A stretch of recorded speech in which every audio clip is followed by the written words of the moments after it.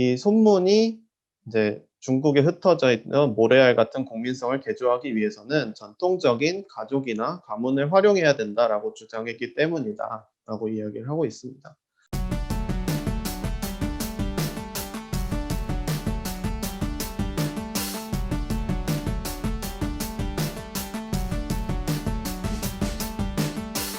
네, 제가 오늘 소개할 논문은요. 제목은 중화민국 민법의 제정과 전통 가산제의 변화라는 제목의 논문입니다. 이거는 이제 인천대학교 중국학술원에 계시는 손승희 선생님께서 2020년 6월에 동양사학 연구라고 하는 동양사학계에서 가장 대표적인 저널이라고 할 수 있는 곳에 발표하신 논문입니다. 일단은 저는 논문을 늘 볼 때 늘 이제 우리가 즉석 논문인데 항상 쫓기면서 보는 경우가 되게 많거든요. 그래서 늘 볼 때 이제 제목을 가장 먼저 자세히 보는데 일단 이 논문도 제목부터 한번 보도록 하겠습니다. 일단 제목을 이렇게 끊을 수 있을 것 같은데요. 중화민국 민법의 제정 그리고 전통 가산제의 변화 이렇게 두 개로 볼 수 있습니다. 그러면 이게 보면 중화민국 민법이 제정됐고 전통 가산제가 변화했다라는 게 이 논문 전체의 내용이 되는데요. 그러면 이 논문의 결국엔 내용은 중화민국 민법이 어떻게 제정됐고 그래서 이제 전통 가산제라는 게 어떻게 변화했고 그럼 그 변화한 거에 의미는 무엇이냐 이렇게 이게 이제 제 논문의 내용이 되겠죠. 실제로 밑에 있는 이 논문의 구조를 보면 앞에 2장 같은 경우에는 전통 가산제가 어떤 구조로 되어 있느냐 내용이고 3장 같은 경우에는 이 민법의 제정의 바탕이 되어 있는 개념, 그러니까 이 민법 제정이 어떻게 이루어졌느냐라는 내용이고 4장 같은 경우에는 그래서 가산제가 어떻게 변화했느냐라는 내용이 되는 거죠. 그래서 이제 결론까지 가게 되는데요. 그래서 이 논문의 첫 문장을 먼저 보면 첫 문장은 이렇습니다. 중국 사회에서 큰 변화 없이 지속되어 온 민간의 관습을 변화시킨 가장 강력한 계기 중의 하나는 국가 권력의 개입이었다. 이것은 근대 시기 관련 국가법의 제정과 시행으로 나타났다. 이 문장으로 되어 있습니다. 그래서 결국에는 근대 시기의 국가법 제정이라는 게 얼마나 중요했는지에 대한 내용을 이야기하는 것인데요. 이 논문의 논의 대상은 남경 국민정부에 제정되었던 민법입니다. 오늘날에도 법을 보면 민사법이 있고 뭐 형사법 이렇게 나눠져 있잖아요. 그중에서 민법에 관한 내용입니다. 그래서 이 민법 중에서도 특히 이 논문에서 다루는 것은 소유권 개념이고요. 이 소유권 개념 중에서도 가장 좀 역사적으로 많이 다루어지는 것이 토지 소유권이라고 할 수 있습니다. 아무래도 그 토지 문서라든지 이런 것들이 많이 남아있기 때문에 이 논문에서도 토지 소유권을 중심으로 많은 내용들을 다루고 있고요. 이 논문의 논의 대상을 조금 더 보자면 전통 중국의 소유권을 가산제라고 이야기를 하고 또 근대 소유권의 가장 큰 특징으로서 개인 사유권, 개인이 가지는 이제 사유재산권이라고 우리가 보통 이야기를 하죠. 그래서 이 두 가지를 비교하면서 논의를 진행할 것으로 확인을 할 수 있습니다.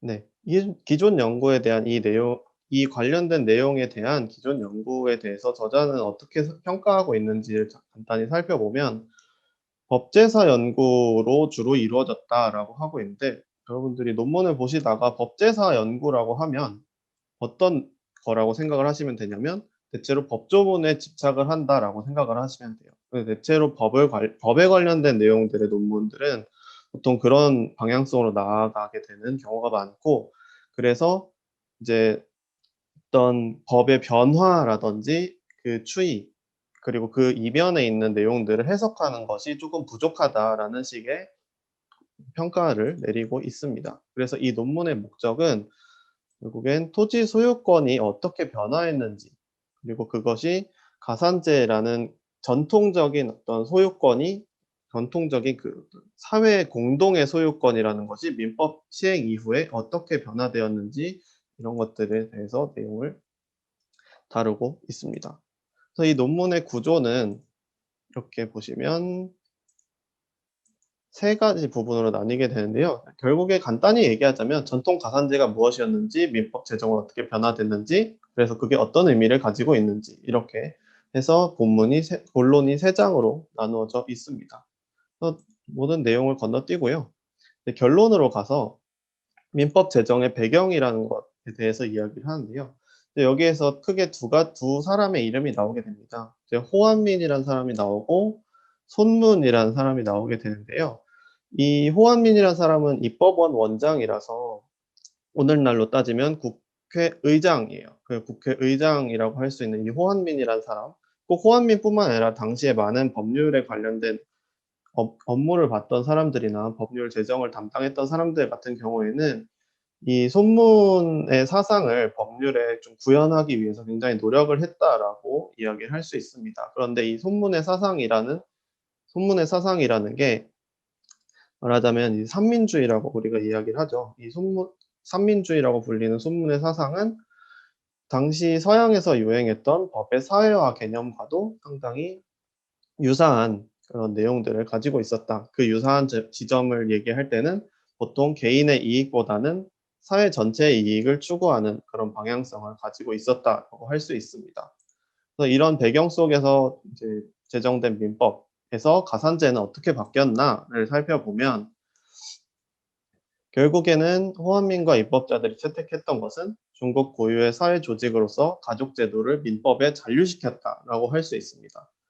그런데 이것을 좀 더 자세히 이야기를 한다면 이제 가장이 가지고 있던 가산제라는 것은 가장이 그 가족의 모든 재산들을 통제하고 관리한다라는 뜻이거든요.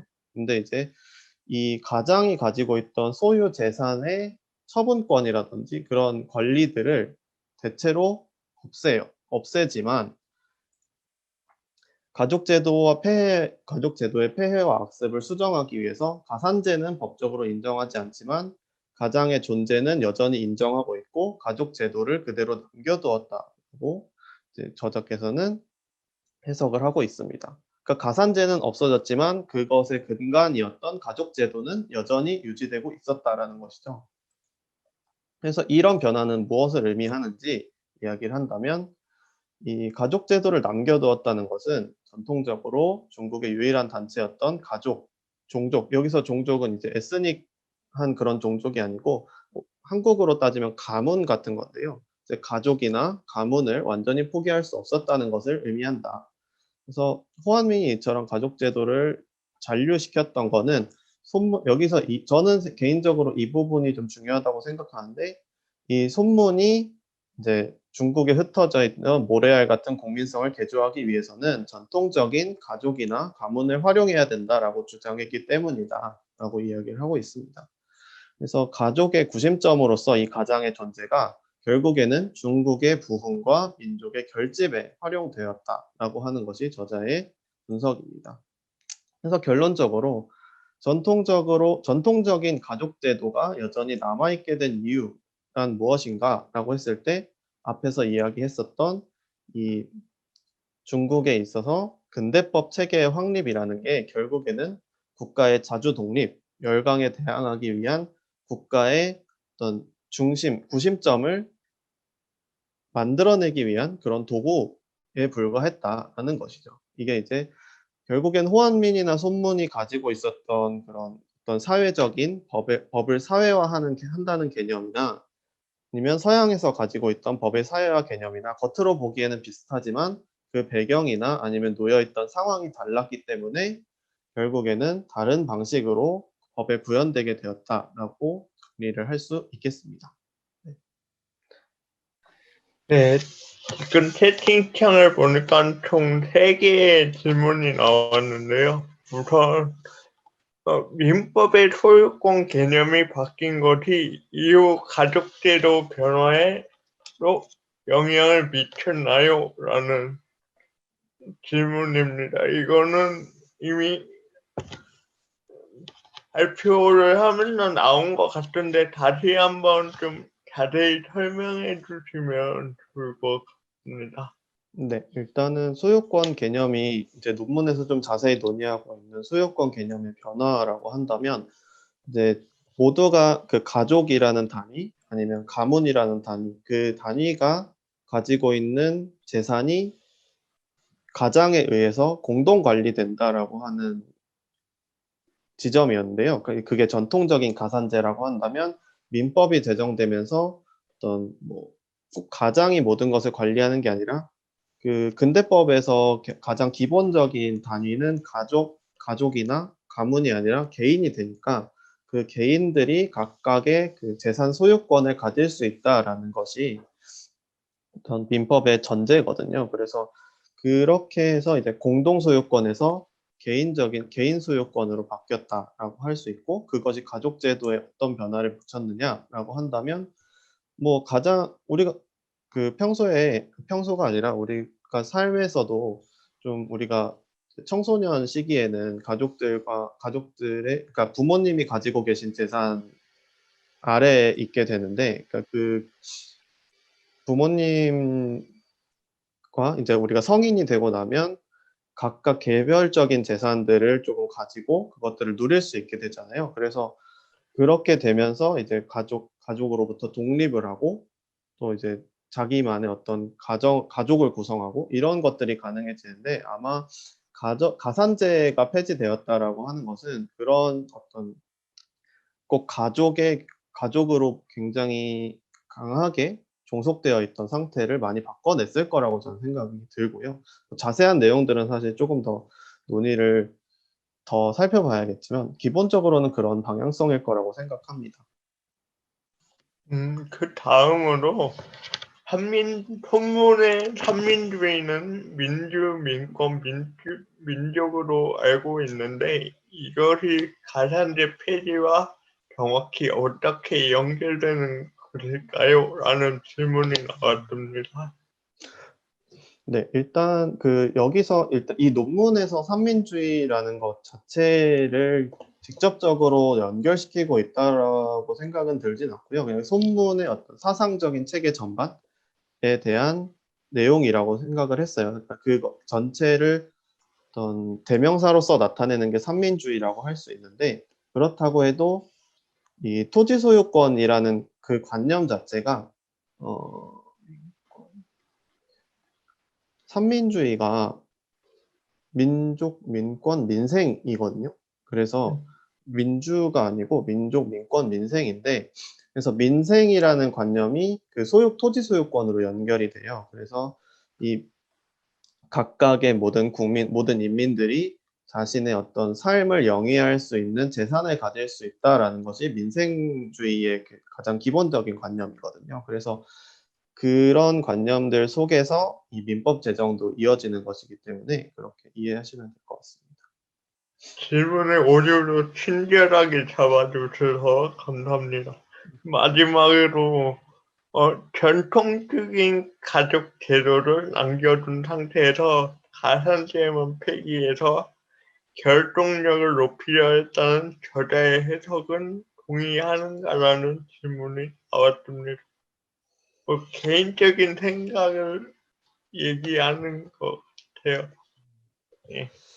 일단 제 생각에는 저자의 분석은 제가 이제 논문을 전달할 때 있어서 조금 생략된 부분들이 있어서 이런 약간 오해가 생겼을 수 있다고 생각이 드는데, 가산제 폐지라는 것은 어떤 민법이라는 것이 가진 근대적인 법 체계라는 것이 가진 기본적인 어떤 요소라고 할 수 있겠죠.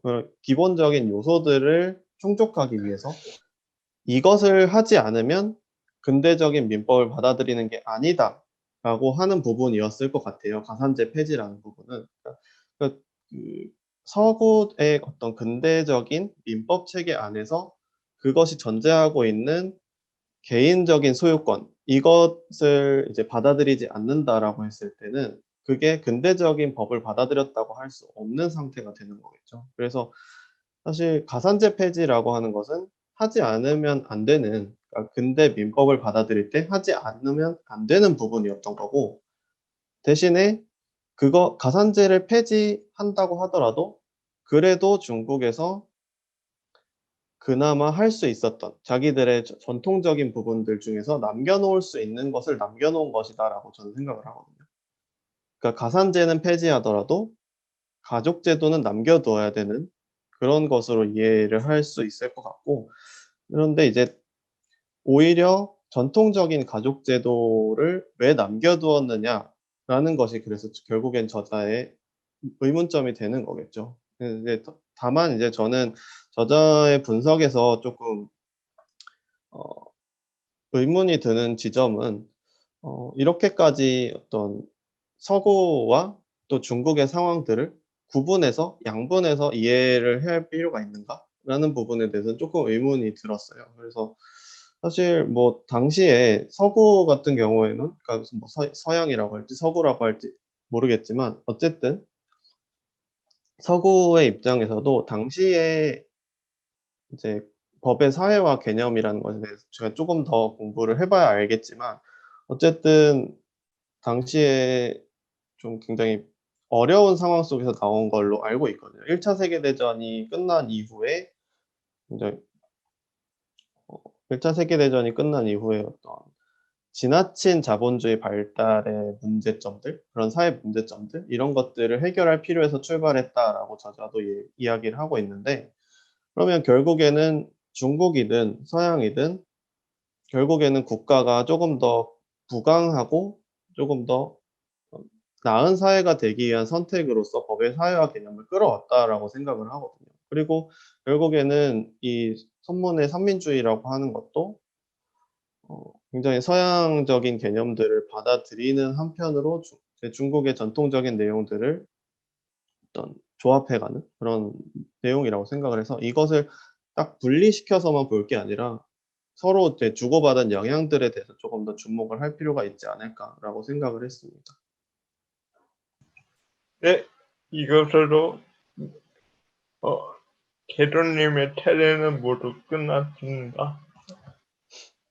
수고하셨습니다.